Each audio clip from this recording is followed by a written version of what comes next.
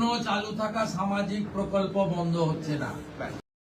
নমস্কার বন্ধুরা, এই মুহূর্তে রয়েছে রাজ্যের সমস্ত কৃষকদের জন্য বিরাট বড় সুখবর। আপনি যদি একজন কৃষক হয়ে থাকেন তাহলে এই মুহূর্তে রয়েছে আপনার জন্য দুর্দান্ত সুসংবাদ। অপেক্ষা করতে করতে আজ চলে এলো 29শে মে 2026 শুক্রবার। কৃষকদের আর্থিক সহায়তার ব্যাপারে নতুন বিজেপি সরকার কোনো রকম এখনো আপডেট জানায়নি। তৃণমূল সরকারের সময় যে কৃষক বন্ধু প্রকল্প ছিল, বাংলা শস্য বীমা প্রকল্প ছিল, সেই প্রকল্পের মাধ্যমে কি নতুন বিজেপি সরকার টাকা দেবে, নাকি নতুন কোনো প্রকল্পের মাধ্যমে কৃষকদের আর্থিক সহায়তা দেবে? কৃষকদের কি আবার নতুন করে ফর্ম ফিল আপ করতে হবে, যেমন চলছে অন্নপূর্ণা ভাণ্ডার প্রকল্পের ক্ষেত্রে, নাকি পুরনো উপভোক্তাদের ডাটাবেজ ব্যবহার করেই সেই অ্যাকাউন্টে টাকা পাঠানো হবে? এই বিষয়ে কি আপডেট রয়েছে, সেই বিষয়ে সঠিক আপডেট জানানো হয়েছে। মনে রাখবেন, এইবার কিন্তু সবাই টাকা পাবেন না। কারা কারা পাবেন, কারা কারা পাবে না, টাকা পেতে হলে কি করতে হবে, সমস্ত বিষয় নিয়ে কিন্তু সঠিক আপডেট জানানো হয়েছে আজকের এই গুরুত্বপূর্ণ ভিডিওটির মাধ্যমে। তাই বন্ধুরা, ভিডিওটি সম্পূর্ণ দেখুন। সম্পূর্ণ দেখলে জানতে পারবেন অনেক কিছু আপডেট। তাহলে এবার দেখে নেওয়া যাক কী বলা হয়েছে আজকের এই রিপোর্টে। কৃষকদের জন্য দারুণ সুখবর, জুন মাসেই মিলছে আর্থিক সহায়তা।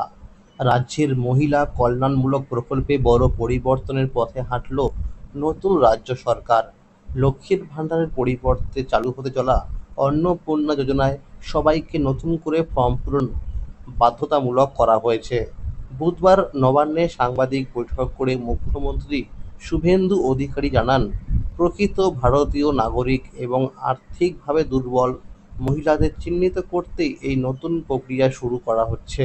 তার দাবি, বর্তমানে লক্ষ্মীর ভাণ্ডার প্রকল্পে বিপুল সংখ্যক বেনজল ঢুকে পড়েছে। সেই কারণেই নতুন করে যাচাই করে বিশুদ্ধ তালিকা তৈরি করা সরকারের প্রধান লক্ষ্য। মুখ্যমন্ত্রীর দাবি, বর্তমানে প্রায় 2,20,00,000 মহিলা লক্ষ্মীর ভাণ্ডারের আওতায় রয়েছেন, কিন্তু তাদের মধ্যে প্রায় 30 লক্ষ মানুষ বেআইনিভাবে প্রকল্পের সুবিধা পাচ্ছেন। 11ই মে মুখ্যমন্ত্রী জানিয়েছিলেন, আগের সরকারের কোনো সামাজিক প্রকল্প বন্ধ করা হবে না, তবে প্রকল্পগুলির নাম পরিবর্তন হতে পারে এবং আর্থিক সহায়তার পরিমাণও বাড়ানো হতে পারে। সেই সঙ্গে বিভিন্ন সরকারি ওয়েবসাইটগুলিতে আপডেট করার কাজও শুরু হয়ে গেছে। ইতিমধ্যেই বহু সরকারি ওয়েবসাইটে তৃণমূল সরকারের এগিয়ে বাংলা লোগো পরিবর্তনের কাজ শুরু হয়েছে। এই ঘোষণার পর কৃষকদের মধ্যেও নতুন করে আশার আলো দেখা দিয়েছে। তৃণমূল সরকারের আমলে চালু হয়েছিল কৃষক বন্ধু প্রকল্প। এই প্রকল্পের মাধ্যমে জমির পরিমাণ অনুযায়ী কৃষকেরা বছরে 4,000 টাকা থেকে 10,000 টাকা পর্যন্ত আর্থিক সহায়তা পেতেন।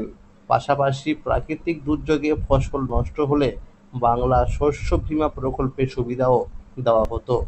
অন্যদিকে আগামী 3 জুন থেকে অন্নপূর্ণা ভাণ্ডার প্রকল্পে টাকা দেওয়া শুরু হবে বলে ঘোষণা করা হয়েছে। তাই অনেক কৃষকের মনে প্রশ্ন উঠছে, ওই সময় থেকেই কি কৃষকদের জন্য নতুন আর্থিক সহায়তা চালু হতে পারে? যদিও সরকারিভাবে এখনো কিছু জানানো হয়নি, তবে কৃষকদের একাংশ আশা করছেন খুব শীঘ্রই এই বিষয়ে বড় ঘোষণা আসতে পারে। ভোটের আগে বিজেপি প্রতিশ্রুতি দিয়েছিল, সরকার গঠন হলে কেন্দ্রীয় সরকারের সমস্ত গুরুত্বপূর্ণ প্রকল্প পশ্চিমবঙ্গে চালু করা হবে। সেই অনুযায়ী প্রধানমন্ত্রী জন আরোগ্য যোজনা, প্রধানমন্ত্রী ফসল বীমা যোজনা, পিএম শ্রী যোজনা, বিশ্বকর্মা যোজনা, বেটি বাঁচাও বেটি পড়াও এবং উজ্জ্বলা যোজনার মতো একাধিক কেন্দ্রীয় প্রকল্প চালুর কাজ শুরু হয়েছে। 13ই মে নবান্নে হওয়া রিভিউ বৈঠকে ঘোষণা করা হয়, আগামী 7 দিনের মধ্যেই কেন্দ্রীয় প্রকল্পগুলির কাজ রাজ্যে শুরু হবে। সেই অনুযায়ী বিভিন্ন সরকারি দপ্তরে প্রস্তুতির কাজও শুরু হয়ে গেছে।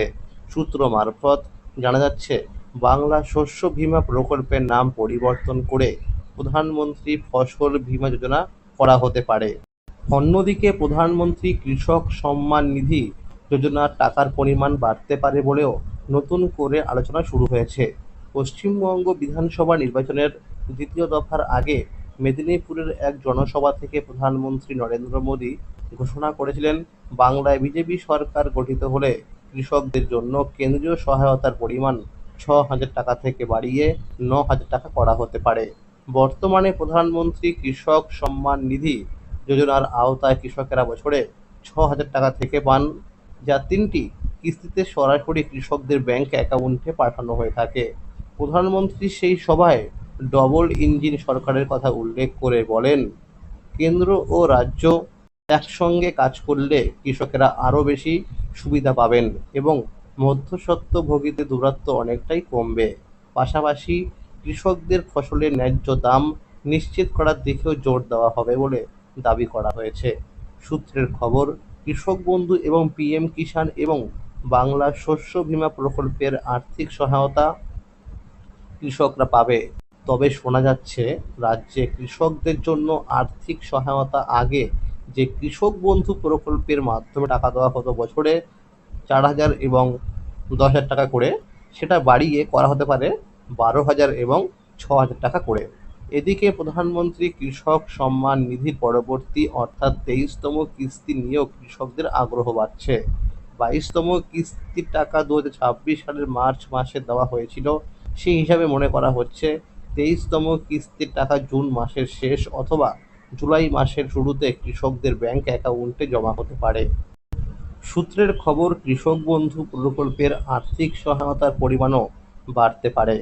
যদিও এখনো পর্যন্ত এই বিষয়ে কোনো সরকারি বিজ্ঞপ্তি প্রকাশ করা হয়নি, তবে মুখ্যমন্ত্রী জানিয়েছেন, এবার থেকে সমস্ত প্রকল্পের টাকা সরাসরি ডিবিটির মাধ্যমে ব্যাংক অ্যাকাউন্টে পাঠানো হবে। ইতিমধ্যেই লক্ষ্মীর ভাণ্ডার সহ বিভিন্ন সরকারি প্রকল্পের ওয়েবসাইটে পরিবর্তনের কাজ শুরু হয়েছে। তাই সমস্ত উপভোক্তাকে দ্রুত ব্যাংক অ্যাকাউন্টের সঙ্গে ডিবিটি লিঙ্ক করার জন্য অনুরোধ করা হচ্ছে। অনেকের একাধিক ব্যাংক অ্যাকাউন্ট রয়েছে এবং বিভিন্ন প্রকল্পে টাকা আলাদা আলাদা অ্যাকাউন্টে পান। সরকার জানিয়েছে, যেই ব্যাংক অ্যাকাউন্টের সঙ্গে ডিবিটি লিঙ্ক থাকবে সেই অ্যাকাউন্টে টাকা পাঠানো হবে। ডিবিটি যে কোনো একটি ব্যাংক অ্যাকাউন্টের সঙ্গেই লিঙ্ক করা যাবে। ডিবিটি লিঙ্ক করার জন্য www.npci.org.in এই ওয়েবসাইট থেকেই করতে হবে। মুখ্যমন্ত্রী আরও ঘোষণা করেছেন, বিধবা ভাতা, প্রতিবন্ধী ভাতা এবং বার্ধক্য ভাতার টাকা 1,000 টাকা থেকে বাড়িয়ে 2,000 টাকা করা হয়েছে। আগামী 1 জুন থেকেই এই প্রকল্পগুলিতে নতুন হারে টাকা দেওয়া শুরু হবে। সূত্র মারফত আরও জানা যাচ্ছে, 1 জুন থেকেই কৃষকদের টাকা দেওয়া শুরু না হলেও জুন মাসের মধ্যেই প্রথম কিস্তি টাকা দেওয়া হতে পারে। এই প্রথম কিস্তি সাধারণত এপ্রিল থেকে সেপ্টেম্বরের মধ্যে খরিফ মরশুমের জন্য দেওয়া হয়। এছাড়া জানা গেছে, কৃষক বন্ধু প্রকল্পের পুরনো উপভোক্তাদের তথ্য ব্যবহার করেই নতুন প্রকল্পে টাকা পাঠানো হবে। তাই পুরনো উপভোক্তাদের নতুন করে আর আবেদন করতে হবে না। পাশাপাশি নতুন উপভোক্তাদের জন্য অনলাইন ও অফলাইন দুইভাবেই আবেদন করার সুযোগ রাখা হবে। খুব শীঘ্রই সরকারি ওয়েবসাইটে অনলাইন আবেদনের অপশন যুক্ত হতে পারে বলে জানা যাচ্ছে। তবে এখানেই প্রশ্ন হলো, অন্নপূর্ণা ভাণ্ডার প্রকল্পের ক্ষেত্রে মুখ্যমন্ত্রী বলেছিল পুরনো উপভোক্তাদের তথ্য ব্যবহার করে টাকা পাঠানো হবে, কিন্তু দেখা গেছে অনেকে সেই প্রকল্পে টাকা পাওয়ার যোগ্য না, তাও টাকা পাচ্ছিল। তাই সকলের জন্যই নতুন করে ফর্ম ফিল আপ শুরু হয়েছে।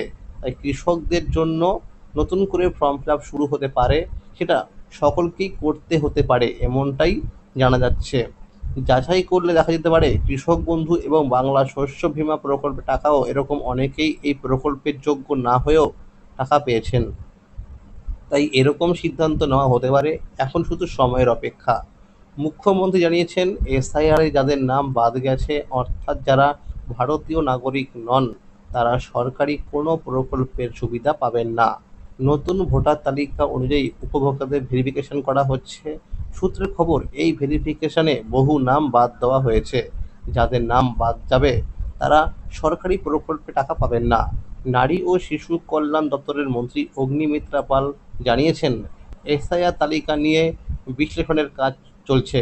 তবে যাদের নাম ট্রাইব্যুনালে রয়েছে এবং যারা সিএএ এর জন্য আবেদন করেছেন, তারাও সরকারি সুবিধা পাবেন বলে জানানো হয়েছে।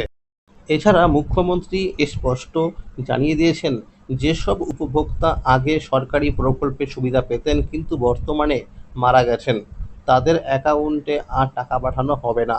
শুধুমাত্র সক্রিয় ও যোগ্য উপভোক্তারাই সরকারি প্রকল্পের সুবিধা পাবেন।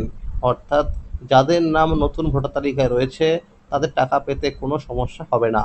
তাহলে বন্ধুরা, বুঝতেই পারলেন যে কৃষকদের আর্থিক সহায়তা কিভাবে দেওয়া হবে। এরকম আরও নতুন নতুন আপডেট সবার আগে পেতে হলে চ্যানেলটিকে অবশ্যই মনে করে সাবস্ক্রাইব করে রাখুন এবং সকলের কাছে শেয়ার করে দিন। আর যদি ভিডিওটি ভালো লেগে থাকে অবশ্যই একটি লাইক করে দেবেন। ধন্যবাদ।